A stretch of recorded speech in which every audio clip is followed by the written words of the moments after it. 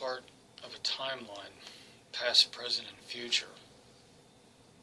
Albert Einstein proved this through his physics and math. The future is already there. Our aliens, our Zeta friends, they see this. In 1992, I was caught up in a big story in my life. My long-lost mother, Annette, had been talking to me for a few months by then from California.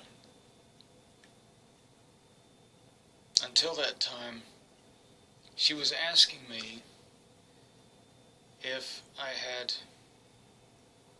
or the woman that raised me, Melissa, had in fact had any interaction with a black-haired girl by the name of Julia Funicello. In 1977, following on Annette's notes, because my mother had found me on her lost baby, an 18-year-old member of the Funicello family, Julia Funicello, followed Annette's notes into Texas, not aware of the dangers that would befall her or how dangerous this was. The girl goes into Texas with her boyfriend and was never seen or heard from again. California records have her down as in fact dead, presumed dead. Well, on the phone, 15 years later, 1992, I'm on the phone with my mother, Annette, and I began to recount some memories with her about this girl. I was 5 years old in 1977. And she asked me, do you have any knowledge or any memory of her? To which I told her that in fact I did. That there was a girl that had contacted the woman that raised me, Melissa. Said she wanted to meet us at a community center in Hurst, Texas.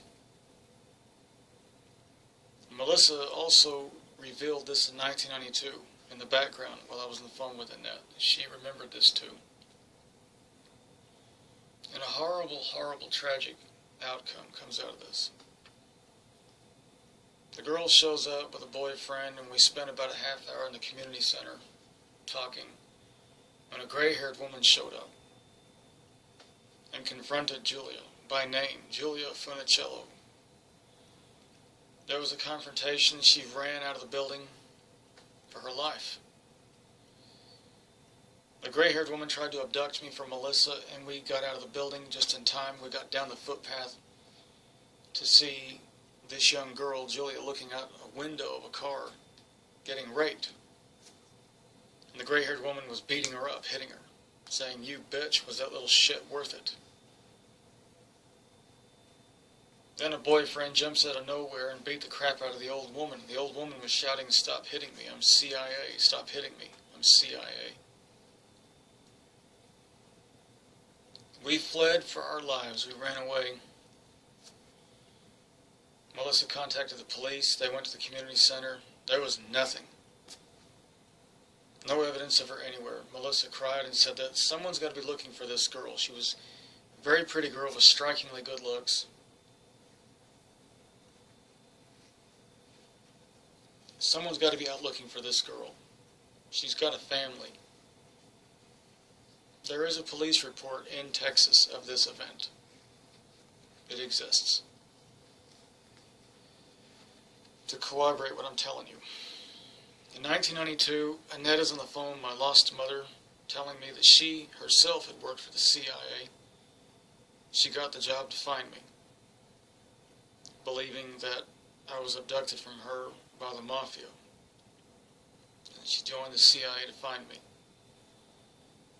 And here we have Annette Funicello, my lost mother, sitting on the phone. And we thought Julia was dead. And lo and behold, we get contacted, both of us separately, and then she gets us in a three-way phone conference at that time. And she's talking to us. It's Julia. The woman is claiming to be Julia. She's now 34 years old. And she herself has taken employment with the CIA. Somehow she's managed to survive her ordeal, but she's now Julia Ruya. Ruggiero, Ruya. And she's been taken in by a Cuban family. Renditioned. They've changed her name. They didn't kill her.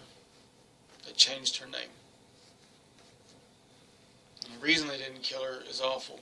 It's actually pretty awful. Many of the men in the CIA found her attractive, and they were raping her. They kept her alive. She managed to scrape and fight and kick and holler and make her way in life and join the CIA as a renditioned person named Julia Ruya. And they made her my ward.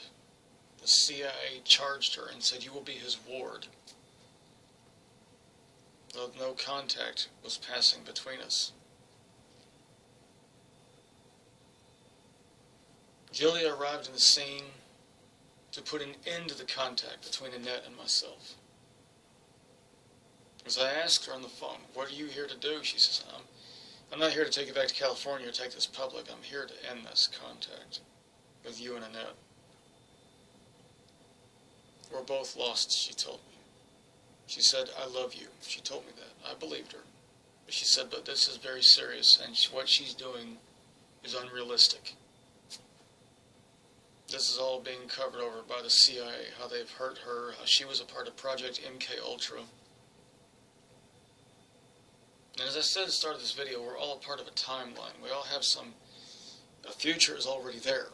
According to Albert Einstein, it's already there. And there's a point, I'll get back to that point in just a minute, why I brought that up.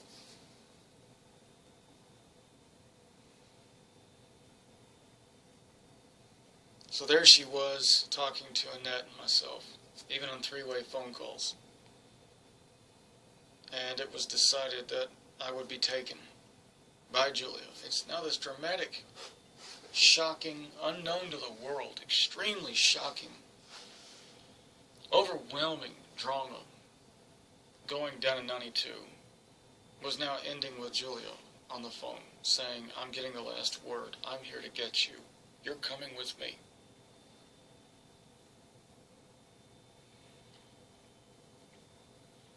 And Annette protested and said, "He's got a family that loves him. I can't bring him back to California, but don't do this to him." And she said, "Annette, there's no choice in the matter. I do as I'm told, you don't. That's why you got hurt so much," she told her, "because I do as I'm told." And so she started making advance. Then came one fateful day. 3 vehicles came to the house, black cars. A bunch of men in suits get out, and a very attractive little black-haired Italian girl gets out in a blue jean skirt and white tennis shoes, and she comes walking up, little blouse on. And I have some of her features. I'm related to her. It's Julia. Long, long, long black hair all the way down to her butt, right on down. And she says, "You're coming with me. I'm coming to get you." And she'd already explained that this would mean I could never have contact with any family in Texas ever again. As far as they're going to be concerned, I'm dead. That means Melissa, Scott, Stella, all these people I grew up with, the people I called Granny and Papa, that Uncle Kirby, that Molly, every one of these people that I called family and ever knew in my life, and everyone ever knew in Azle, would now believe Jason Moss was dead. I'd be living with Julia. I wasn't against that. I love her too. She is my family. And the hell she went through, that she did talk some about on the phone in 92. They were kind of exchanging war stories of what the two women had been through. And Julia starts in with, at one point she got caught out working for the CIA. She was doing something in a biker gang. She was working undercover against Hell's Angels. There was some women that she was going after. They found out she was some kind of narc or undercover with the federal government. they sold her into sex slavery. And she said she ended up on the back of a Harley Davidson tied to it. Tied, hands behind her back. The woman came out knocking her around. "Bitch, I hope you enjoy it," is what the woman told Julia. And then Julia went on to say the guy drove off with her. She was yelling and shouting at these people as he drove off with her.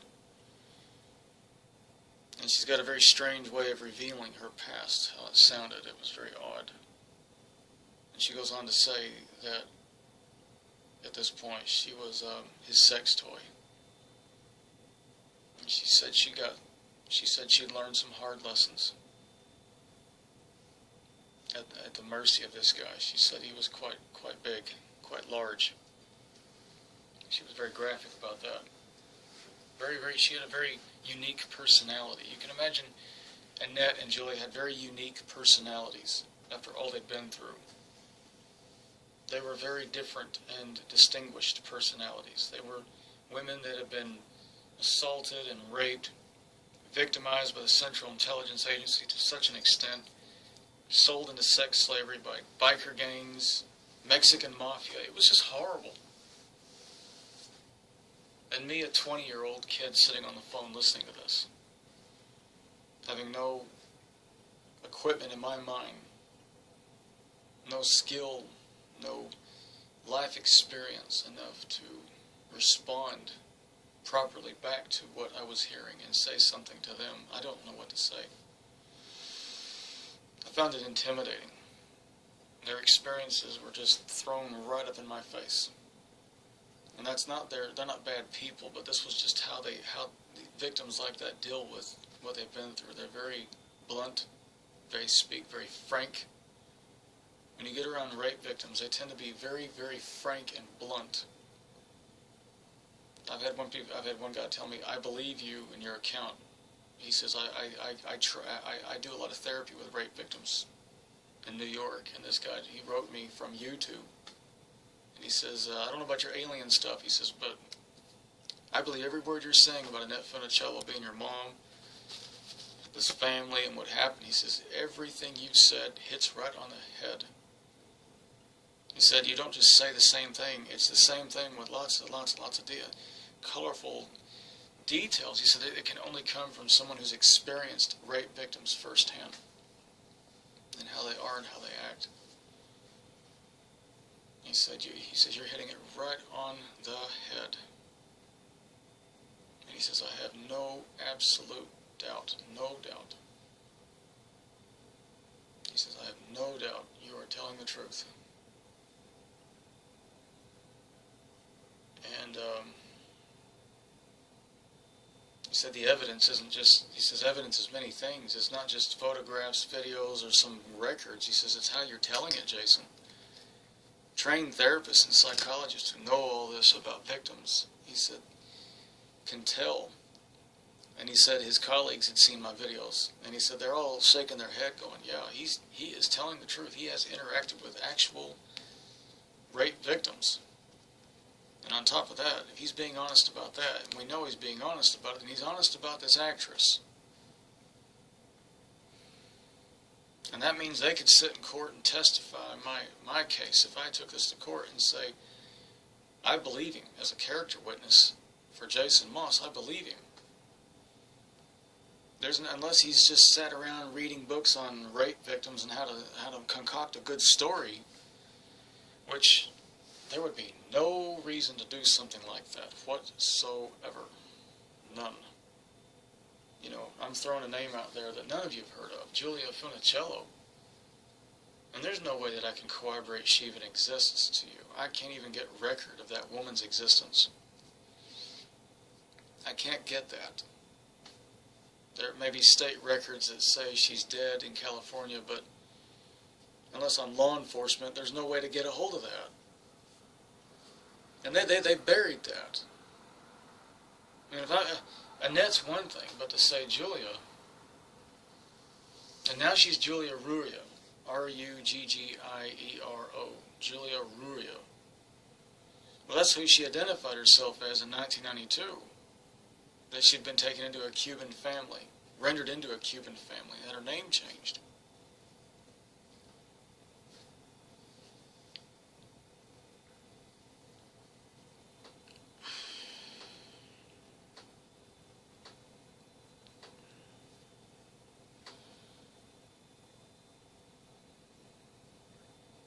coming times ahead for us all, my subscribers and viewers, should come as a warning to you.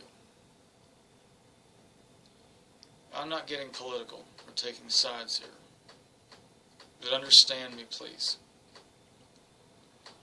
People like me who tell you these stories have been able to do so under the freedom of, how shall we put it, a less than secure presidency in the White House. Our president that's going out of the White House didn't really, he didn't tighten the bolts down a lot in the intelligence community and the CIA. There was a lot of leaks going on. I mean, someone like me, getting as far as I did, writing my book, Beyond Magic Gates, the unauthorized biography of Annette Funicello, and doing all the things I've done under other presidents and their administrations, and the one that's now coming, I would never have got this far. It doesn't matter I'm in England. They can make and enforce laws. Now, there is a YouTube video out there. I don't want to go into that. Let's not get political. Let's not do that. Just that there is definitely going to be some changes in the coming times ahead, and it's going to be very difficult, if not impossible, for me to be as active. I'll do the best I can. And I have no idea what they're going to do, because new laws, new administration,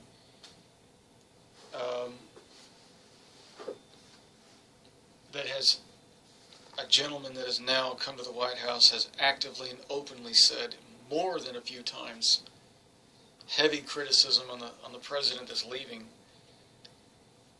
talking about Edward Snowden, the CIA whistleblower, and how that should never have happened to begin with. And this gentleman, without naming names, went on to say that if he gets a hold of him, he's going to give him the death penalty. That's on YouTube. Just type in this gentleman's name and Edward Snowden, and you'll see the YouTube video. And he said that is simply going to be the case. He's like, I get the White House, I'm going to make sure that he gets a death penalty. Well, that pretty much means you can spell that out right there. And he even said it was under the other president, the one that's leaving, things are too loose. You don't got to be an Einstein to figure out where he's going to go with all of this. People like me coming out and, well, CIA this and CIA that. And there's going to be laws, I would imagine, I'm only speculating based on the kinds of things this gentleman was saying. He may be great for America. He may be wonderful. He may be the guy. He may be the one. He may do a lot of repair. He may help with all the... You know, I think a lot of people just want to put food on the table and feed their families. And I got no issue with that. And I'm a law-abiding person, and he's my president too now. I respect that. And I'm not here to put fear and division on it. I'm just going to say, well, he's my president now too. He may not like me, someone like me, but that doesn't change what I'm going to say. If I met him, you're my president. If you told me go to jail 5 years for writing that book and blowing the whistle on the CIA, I'll do it. Because that's, you know, I'm not a criminal, I'm not hiding anything. I don't believe that I would deserve the sentence, but if I ran and hid in other countries, it makes me look less like I'm telling you the truth. So if I got told to come to America, I would go. I wouldn't hide. And if I got told the president's got new laws about people like you and your book has aggravated the CIA libel laws, or they're going to press criminal issues, then put the handcuffs on me. Okay. I'd rather sit those 5 years out in a federal prison in good conscience, knowing that the people that heard the story, read the book, or knowing I'm in that prison, because I told you the truth. And I'm a man of my word. If I were subpoenaed or brought back to America or extradited, and that these new laws come out that make it more difficult to talk about corruption in the government, then I will most certainly and gladly face justice. I will do it. My mother went through hell on earth. I'll do the same. And hopefully I'll be able to give you my address in that prison cell. I'll be able to. You can write me somehow or other, my supporters, somebody. Because this might happen in this new administration, a lot of us are, well, we're not paranoid or fearful. We knew the risks when we started doing this whistleblowing business. So I ask any viewers watching this to please write under this video your email address, and you're going to be I need a secretary, and you're going to be the person of contact that I can trust and I'm going to go to if I have to get taken in like that and put away. And you'll be that person, and then you can tell everybody else in your YouTube videos or channel, here's where J.P. Moss is at. You can write him at this federal institution. He's in this prison. This is where he's at. And so we get back to what I said about this thing about time. And so I was having experiences, ET experiences in my life. And later that year came an experience which wasn't originally intended to scare the hell out of me. It was all part of the process of freaking me out. So I would then talk about two experiences in my life, and it would freak people out. I'd be saying this actress said she was my mom, and I had an experience with an ET girl named Beniko. And so this was to discredit me. This was to do a lot of things. Well, it ended up backfiring on them. And she becomes someone I'm very deeply connected to. And an Army intelligence lady in the 90s candidly told me, I'm not going to deal with you anymore. Me and a few others are going to stop all contact. I says, why? She says, we had you under surveillance. You just know that you are under surveillance. But the CIA really shot themselves in the foot when they brought that being to you. And I says, what do you mean by that? And she says, they don't like to admit to themselves that you are connected to her. You keep asserting you've got this connection with her. Some kind of energetic or psychic connection. You link with her, bond with her. That she bonded with you psychically. She said, I'm a remote viewer, and me and my colleagues are remote viewers, and we can see that she is in you and you're in her. That this happened, this bonding happened with you and this being. Extraterrestrial human hybrid Zeta girl named Beniko. She said, they don't want to admit it to themselves that you have this connection with her. They don't want to admit that. She said, I don't like to say this about my colleagues in the CIA. She said, I respect them. But she said, this is the one time they really dropped the ball with you. And so they brief agents and officers and tell them, he doesn't have the connection he claims he's got. Don't listen to any of that business, that kind of thing. Well, the timeline's a funny thing. It's already there. The future's already there. And while I got left in Texas, the CIA began promptly coming to me and picking me up, abducting me, putting me in black vans and messing with my mind, hurting me. And then one day, the abductions, what's called black ops operations, came to a halt, a screeching halt. And a very frightened Filipino girl who worked for the CIA says, Jason, do you know what's been happening? Do you know, what can you tell me? She's trying to glean intelligence out of me to get some answers. She says, we've been coming to you, taking you. A lot of this you don't remember. Frightened people talk quite a bit, you'd be surprised. And she says, well, all of our programs of coming to you and picking you up are going to stop. We've been given a message to stop. I says, who gave you the message? What do you mean you've been coming to me? She says, I'm CIA, working a contract under the National Security Agency.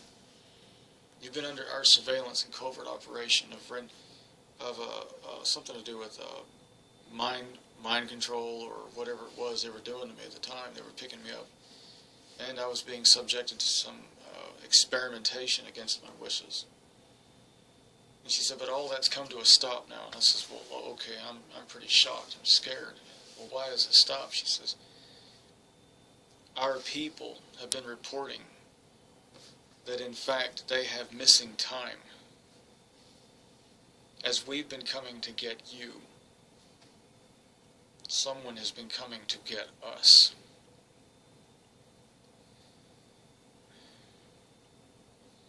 And she said that message hit very clearly with our establishment.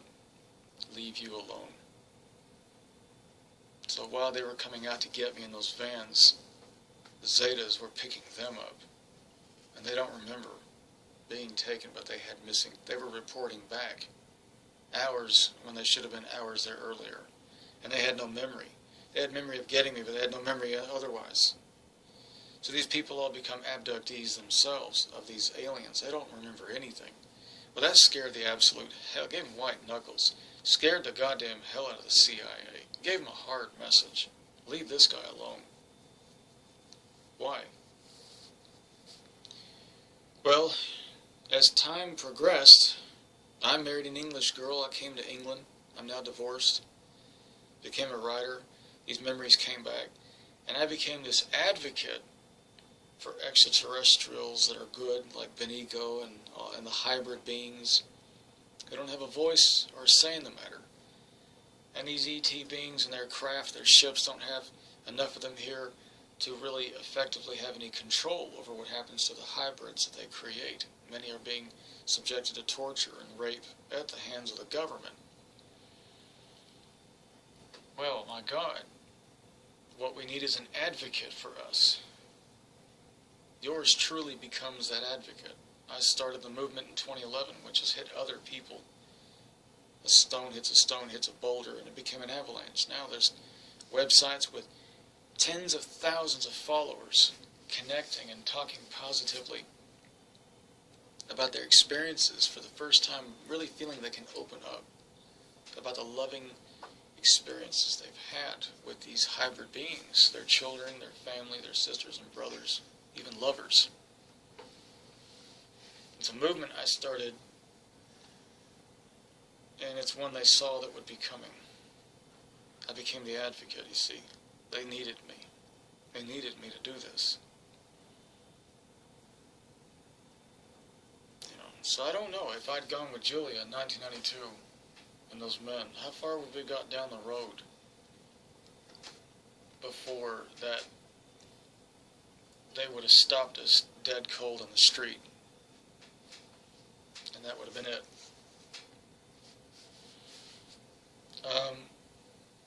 If nothing else, I'm this guy that started the movement with the first ever like page on Facebook just for this sort of thing. ET Hybrids, the Assassini.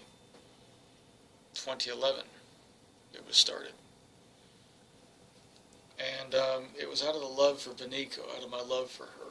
I love her, and she loves me. And our energetic connection is beautiful and very loving.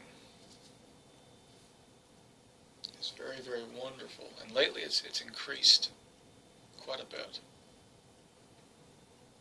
And I can hear her. She tells me many, many things about what that means. She described a spiral, and she said this is space-time. As the Earth moves around the sun, it's not in a, like this. Space-time is a spiral, a corkscrew, and over the crests of each wave there's a corridor, an alignment in the years. And she said that this was all part of time travel, that I did go back and save her, and that It's not another Jason Moss, it's me. But she said there are always two spirals of space-time for every parallel reality, like a double helix of DNA. It's like the space-time model, space-time DNA. There's always two spirals. And she said that my other self from the other space-time, which is in this reality, but is a kind of a parallel reality that interacts with our reality. So there's always this reality and another reality that will interact with each other. And the other parallel realities often do not. And I'm from that other timeline. And I already have saved her. I've already gone back there. As I recall in my experience that an older version of myself got her and saved her. Pretty wild stuff, I'm telling you. Pretty wild stuff to remember. And that's why they saved me, ultimately. They needed an advocate, that's what it is. It's a long blog video, but this is what I realized. I was being saved because I'm their advocate. And they were sending a hard message to those intelligence agents in the field, leave this one alone. You just had some missing time, and I think that put a strong statement in their heads. We hear you, they said. We hear you. And it could have got worse. It could have gone from missing time to missing people. And you want to scare CIA people so goddamn bad they can't see straight. You want to see some white-knuckled agents and officers. You meet these people who are coming to get me. Boy, you meet them. I wish they were sitting here and they could talk to you. They would tell you. They were coming back to their office. They were coming back, reporting back. In little Black Ops operations of getting Jason Moss. And their field agents were going, where the hell have you where have you been? Hours have been by. Well, no, we got the subject. We got Jason Moss. We got, it's like 10 o'clock at night. You guys have been gone 3 hours. No, we're only gone. What do you mean 3 hours? Only an hour's passed. Well, I can't account for that time. You got a whole crew in these black vans going, we can't account for that time. And they, of course, they check with Air Force radar and they find, yeah, there was craft in the area.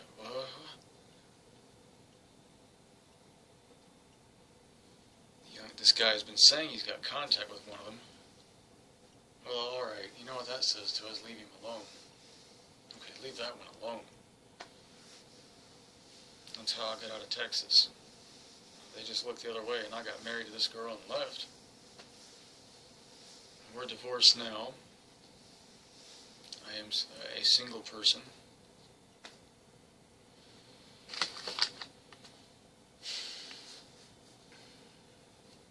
That's my video. Thank you for watching.